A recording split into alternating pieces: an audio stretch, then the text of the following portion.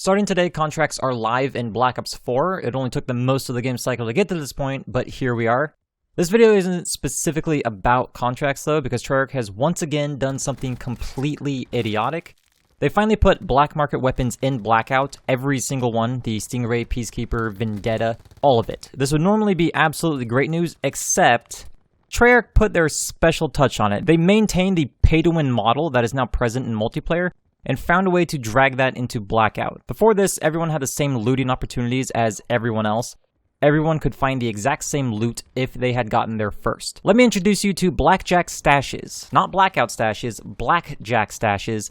This is because every weapon you earned from either the contraband stream or were lucky enough to find in the reserves will be available to you once per game in these stashes. This is based on what you have personally unlocked and found. These stashes themselves look like a large-sized computer tower type thing. The one I did manage to find was in Alcatraz, because I just could not find this anywhere on the standard Blackout map, although I'm sure it's there somewhere. Alcatraz is just smaller and your chances of finding it are much greater. In fact, I found it during my first match. On one hand, this is great for people that have gotten lucky and pulled multiple weapons. On the other hand, this is a slap in the face to every single player that plays Blackout. There are people that have opened over 400 reserves and don't have a single weapon outside of the contraband stream. I was lucky enough to get the Stingray in my first 65 I had saved up as soon as the weapon launched, and pulled the Locust from my bribe. There are people that spend a lot of money and still don't have any weapons. This is like a pay-to-win system implemented in Blackout, especially if the Peacekeeper and Stingray perform anything like they do in multiplayer. Spoiler alert, the Stingray is absolutely crazy in close engagements in Blackout. At longer range, it's not very useful in my opinion because the second shot recoil is so bad. I did only use it briefly though, but that's not the point. There are weapons that offer a different flow to the game that will only be available to players that either got lucky or paid a crapload of money. The once per game thing is also a bit misleading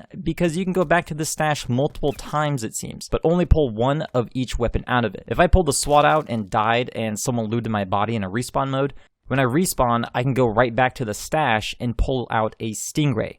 This doesn't belong in Blackout at all. This is a guaranteed sniper for people that have the Locust.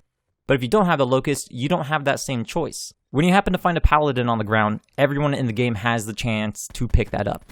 Blackout was the last place where the black market weapons being locked behind reserves wasn't really a big deal. Everyone had these same looting opportunities, but not anymore. After all of the backlash they received, this just adds on to the pile. I doubt this decision will be reversed because now this gives Blackout only players a reason to spend money on reserves. If you didn't play multiplayer at all, you didn't really have that much of an incentive to spend money on reserves because those weapons didn't really matter. Treyarch realized this and just wants to further milk the fans. Just so you're aware, you can spend hundreds, if not over $1,000 and you still might not get the weapon you're looking for. With the operation that starts after this one, you can bet that even more reserves and weapons possibly will be added. I'll see you guys next time.